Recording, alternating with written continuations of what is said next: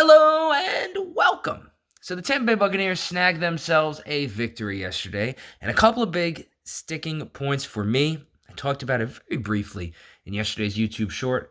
Credit to be given to Todd Bowles for getting his team to respond to adversity after the very, very difficult game against the Houston Texans. It would have been easy for the Buccaneers to fold. They did not. Credit Todd Bowles. Credit the team. The other thing I think that really jumps off the page to me, the Buccaneers blitzed Will Levis a ton, got a ton of pressure on Will Levis, made Will Levis play bad football.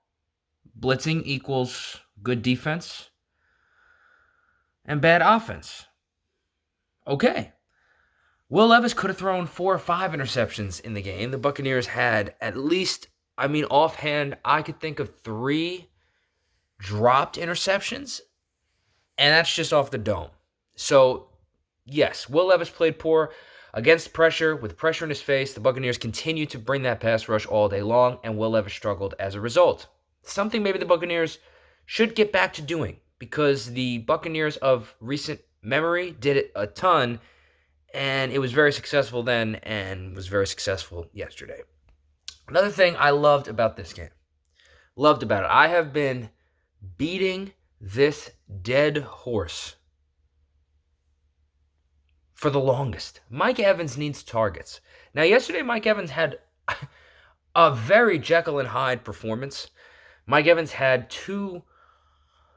one bad drop and one egregious drop for the Tampa Bay Buccaneers. One drop that could have extended a drive at the end of the first half to potentially put the Buccaneers in field goal range or potentially have them drive and score a touchdown, and then a drop in the second half in the end zone, which was as easy a catch as you could have. Wide open, ball would have hit him in the face mask if he didn't put his hands up and swat it down.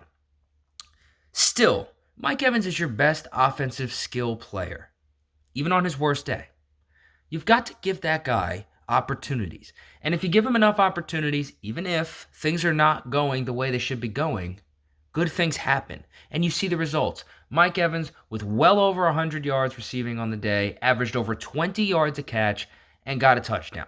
And by the way, I want to give Baker Mayfield and the Buccaneers offense a little bit of credit, because after Mike Evans dropped that ball in the end zone, the Bucs had no hesitancy in going back to him. And Baker Mayfield targeted him on the ensuing drive for a big play over the middle, which he made, and then for a touchdown, which he showed the determination and frustration of the drops that he has been dealing with all came just bubbling to the surface on that touchdown as he dragged the safety trying to tackle him. I think it was Fulton for the Titans, 5 yards into the end zone.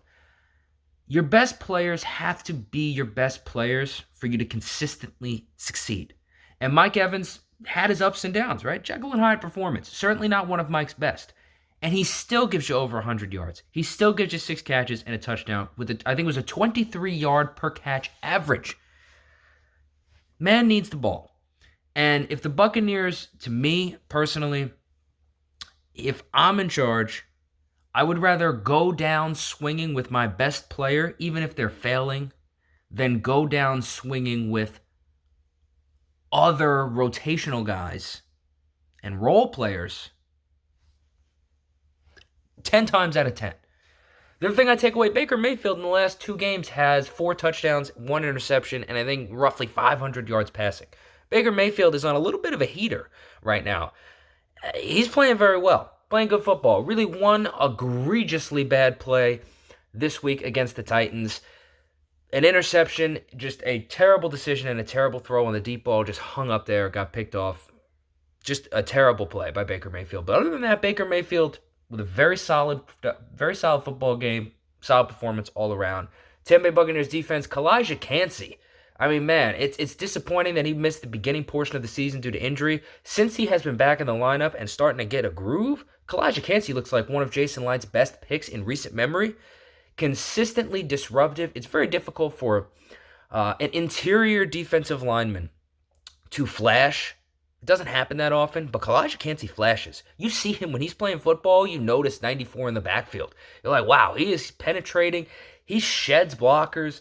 A burst, quickness inside. Kalijah Kancey looks like the real deal. That looks like a great draft pick by Jason Light. Sky seems to be the limit there. Classic performance by Levante David. Could have had 2 interceptions, comes away with none, but just a solid all-around outing. Antoine Winfield Jr., the only player on the Tampa Bay Buccaneers defense who could catch an interception today. There were countless drops. Antoine Winfield Jr. comes away with an interception.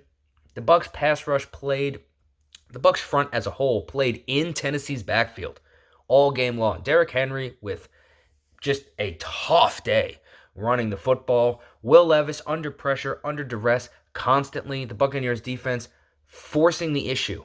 That's what you want to see. You want to see a defense be aggressive and be physical, and the Buccaneers defense was that today. Playing like they used to play, but haven't been playing lately. And Tampa Bay's offense being complimentary. Rachaad White with his second straight game where, no, the rushing average was not pretty, but the total yards, all right, 22 touches, I believe, for Rachaad White. He had 22 touches for 98 yards on the day and a touchdown. Tampa Bay, with their most explosive play was Rachaad White.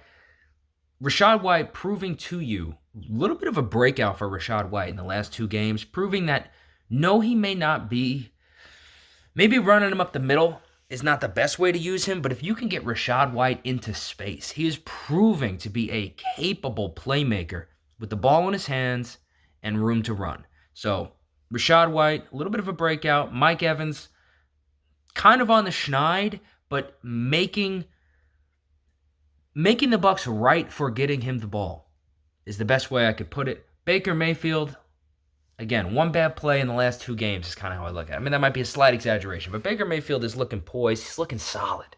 He's looking like the guy that you would have hoped he would be. And Todd Bowles does deserve credit because the team rallied from a tough game last week. And the Buccaneers, because the Saints and the Falcons both lost. The Buccaneers go from looking like this at the division to looking right here. Oh, look at this. Tiebreaker over the New Orleans Saints. Derrick Carr just got injured. We'll see what the longevity is of that injury. Jameis Winston came in the game and did exactly what Jameis Winston has always done when he comes in the game. 2 turnovers in less than a full half of football. And the Atlanta Falcons, Taylor Heineke pulled a hamstring. Desmond Ridder came in the game. Messy quarterback situations all across the NFC South landscape. And the Buccaneers are right back in it after a big win against the Titans. Next week, San Francisco 49ers, and optimism may decrease a little. But for now, it's a Victory Monday in Tampa Bay.